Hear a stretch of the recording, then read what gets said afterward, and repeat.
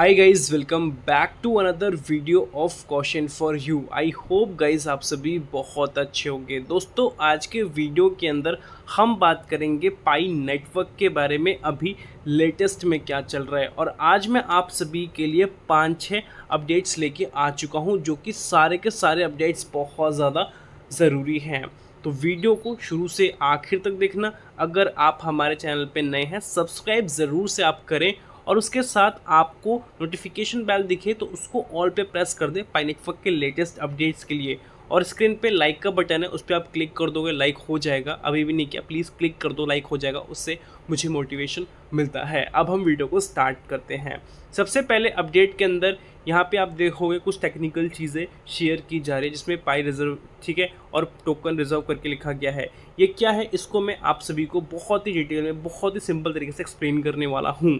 पाई RC, ठीक है, इसका डॉक्यूमेंटेशन में प्राइस, ठीक है, फंक्शन एक बहुत ही आसान तरीका दिखाता है, जिससे यह तय होता है कि एक पाई के बदले दूसरे टोकन की कितनी कीमत होगी। आपको समझ में आ गया होगा। एग्जाम्पल देके समझाता हूँ। अगर एक पाई 10 टोकन एक्स है तो प्राइस फंक्शन यही एक्सचेंज रेट बताएगा। मतलब यहाँ पे थोड़ी कैलकुलेशन की बात की है, किस तरीके से क्या क्या होता है। इसी रेट के आधार पर पाई और दूसरे टोकन के बीच लेन देन स्वैप किया जाता है। सरल शब्दों में प्राइस फंक्शन पाई और अन्य टोकन के बीच, ठीक है, जो एक्सचेंज रेट तय करने का सबसे बुनियादी तरीका होता है, वो इसी के बिहाफ पे देखा जाता है। ओके, अब हम थोड़ा थोड़ा करके इसको और डिटेल में समझेंगे। फुटेज मैंने आपको दिखा दी है जिसके बारे में हम बात कर रहे हैं। इसको अगर आपको देखना है, डिस्क्रिप्शन में लिंक है टेलीग्राम ग्रुप का, आप जाके जरूर से ज्वाइन करें और यहाँ पे आपको ये सारी फुटेज देखने को मिल जाएंगी। अब हम सेकंड अपडेट के अंदर बात करेंगे इसी के रिगार्डिंग जो चल रहा है, जिसमें कि आप सभी को पाई डेक्स, ठीक है, यहाँ पे देखो पाई डेक्स इंजन करके, और ये कॉन्ट्रैक्ट्स के अंदर है और यहाँ पे सारी चीज़ें मेंशन की गई है। अब मैं थोड़ा इसको आप सभी को बताने वाला हूँ किस तरीके से क्या क्या ये काम कर रहा है। पाई आरसी के रेफरेंस, ठीक है, ठीक है, इसमें आप देख पाओ किस तरीके से चल रहा है। पाई आरसी के रेफरेंस इम्प्लीमेंटेशन है, जिसमें कि आपको स्वैप फंक्शन का देखने को मिलता है, ठीक है, और कांस्टेंट प्रोडक्ट मार्केट, जिसको CPMM मॉडल का उपयोग करती है, इसको बेसिकली बोलता है, इसका उपयोग करती है बेसिकली ये। इसमें सबसे पहले एक इन्वेरिएंट निकाला जाता है, ठीक है, मतलब कि एक स्थिर मान निकाला जाता है, जिसका फॉर्मूला बताया K equals to pi reserve into token reserve. यानी पाई का रिजर्व इंटू दूसरे टोकन का रिजर्व बराबर होता है एक निश्चित मान के, जो कि से K माना जाता है। ये आपने थोड़ा मैथमेटिक्स में पढ़ा हुआ, उस तरीके से यहाँ पे चीज़ों को मेंशन किया गया, उस तरीके से बताया गया है। जब कोई पाई या दूसरा टोकन खरीदता या बेचता है तो दोनों रिजर्व बदलते हैं, लेकिन K का मान स्थिर रखने की कोशिश की जाती है। इसी नियम के आधार पर टोकन की कीमत अपने आप तय होती है और स्वैप होता है, ठीक है। इस तरीके से बेसिकली काम किया जाता है। अब इसी के थोड़े और हम डिटेल में चलेंगे, जिसमें कि आपको इसके फंक्शंस के बारे में पता चलेगा। और इसका मैं पहले आपको कोडिंग दिखा रहा हूँ, जो कि आप स्क्रीन पे कोडिंग देख पाओगे। अब थोड़ा मैं और इसको डिटेल में क्लियर कर देता हूँ कैसे क्या चल रहा है। पाई आरसी के हिसाब से सिस्टम सबसे पहले लिक्विडिटी पूल को देखता है और फिर यह फॉर्मूला इस्तेमाल करता है। कीमत बराबर होती है pi reserve divide by token reserve, यानी किसी भी टोकन की कीमत उस लिक्विडिटी पूल में लॉक किए गए पाई और उस टोकन की मात्रा के अनुपात, रेशियो जो होता है, उसके हिसाब से देखी जाती है, उसके हिसाब तय की जाती है। एग्जाम्पल के लिए पाई रिजर्व बराबर है 100 पाई के, तो इसका बताया जा रहा है टोकन रिजर्व में 2000 टोकन करके। ओके, पाई रिजर्व बराबर है 10,000 पाई के, तो टोकन रिजर्व का है बताया जा रहा है 2000 टोकन। तो देख पाओगे यहाँ पे तो कीमत कैसे होगी। तो इसमें यहाँ पे इन्होंने लिखा है कि 10,000 को डिवाइड करेंगे 2 से, तो 5 पाई प्रति टोकन हमें देखने को मिलेगा। एक टोकन में कितना मिलेगा, 5 देखने को मिलेगा, ठीक है। जैसे लिक्विडिटी पूल में पाई या टोकन की मात्रा बदलती है, उसी अनुपात के अनुसार टोकन की कीमत भी बदल जाती है, ठीक है। आपको ये समझ में आ चुका है। अब मैं थोड़ा आप सभी को ना क्लैरिटी एक्ट के बारे में कुछ चीज़ें क्लियर करना चाहूँगा कि अभी क्या चल रहा है। पहले ये स्क्रीन पे फुटेज आप देख लें, ठीक है, और एक और फुटेज मैं आपको यहाँ पे दिखाऊंगा, जिसमें कि कुछ डेट्स वगैरह की बात की जाती है क्लैरिटी एक्ट के। तो दोनों आपको मैं एक बार में कंबाइंड बताया था, जिससे कि आपको ओवरऑल इन्फॉर्मेशन इसके रिगार्डिंग मिल जाएगी।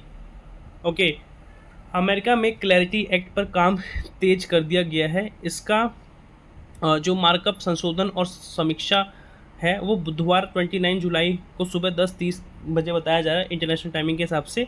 अमेरिका अब दुनिया का क्रिप्टो कैपिटल बनने की दिशा में तेज़ी से आगे बढ़ रहा है। आप देख पाओ किस तरीके से फोकस कर रहा है। अगर ये बिल आगे बढ़ता है तो क्रिप्टो इंडस्ट्री के लिए एक स्पेसिफिक नियम आ जाएंगे। ओके, उसके बाद यहाँ पे बताया जा रहा है कि अमेरिका के जो रेगुलेशंस है जिसमें जीनियस एक्ट के तहत ठीक है स्टेबल कॉइन्स के रूल्स तय करने की 1 साल की समय सीमा ठीक है चुक गई है। हालांकि जीनियस एक्ट 18 जनवरी 2027 से तय समय पर लागू होगा। यहाँ पे डिटेल आप देखोगे 2027 का 18 जनवरी का बताया जा रहा है। इसका मतलब है कि स्टेबल कॉइन जारी करने वाली कंपनियों को अभी ऐसी स्थिति में तैयारी करनी होगी जहां अंतिम नियम अभी भी बदल सकते हैं। यानी कानून लागू होगा लेकिन कुछ नियमों में आगे संशोधन होने की संभावना बनी हुई है। तो यहाँ पे आपको क्लैरिटी एक्ट के बारे में पता चल गया और आपको जीनियस एक्ट के बारे में पता चला किस तरीके से क्या क्या चल रहा है। ओके, अब मैं आप सभी को एक और बेहतरीन चीज़ बताना चाहता हूँ जो आपको पता होनी चाहिए, जिसमें कि पाई वॉलेट के बारे में बताया जा रहा है किस तरीके से क्या क्या नए नए फीचर्स बेसिकली प्रोवाइड करते हैं। ये आर्टिकल आप स्क्रीन पे देख पाओगे, इसी के बारे में थोड़ा हम डिस्कशन करते हैं। ओके, पाई वॉलेट अब बैंकिंग ऐप जैसे आसान बनने की ओर आगे बढ़ रहा है। भविष्य में पाई से पेमेंट करना काफ़ी आसान हो सकता है। बार बार पाई ब्राउज़र खोलने की ज़रूरत नहीं पड़ेगी।